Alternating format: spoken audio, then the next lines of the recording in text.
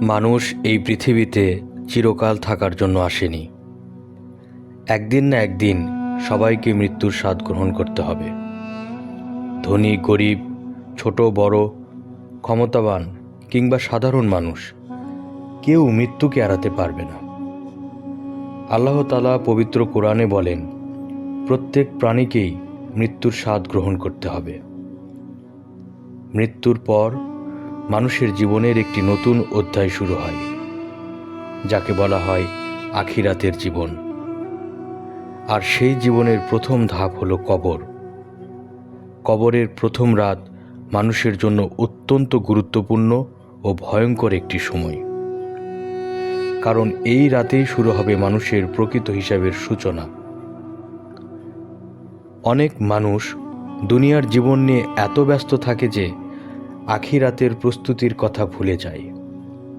অথচ কবরই হলো জান্নাত এবং জাহান্নামের প্রথম ধাপ।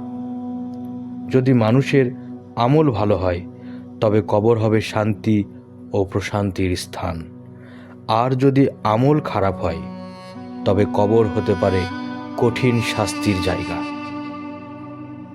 এই ছোট ইবুকে আমরা জানার চেষ্টা করব মৃত্যুর পর কি ঘটে, কবরের প্রথম রাত কেমন হয়, কোন আমল মানুষকে সাহায্য করবে এবং কিভাবে আমরা আখিরাতের জন্য প্রস্তুতি নিতে পারি। আল্লাহ তাআলা আমাদের সবাইকে সঠিক পথে চলার তৌফিক দান করুন। মৃত্যু এমন একটি সত্য যা কেউ অস্বীকার করতে পারে না। পৃথিবীতে যত মানুষ এসেছে, সবাইকে একদিন এই পৃথিবী ছেড়ে চলে যেতে হয়েছে, কেউ আগে কেউ পরে।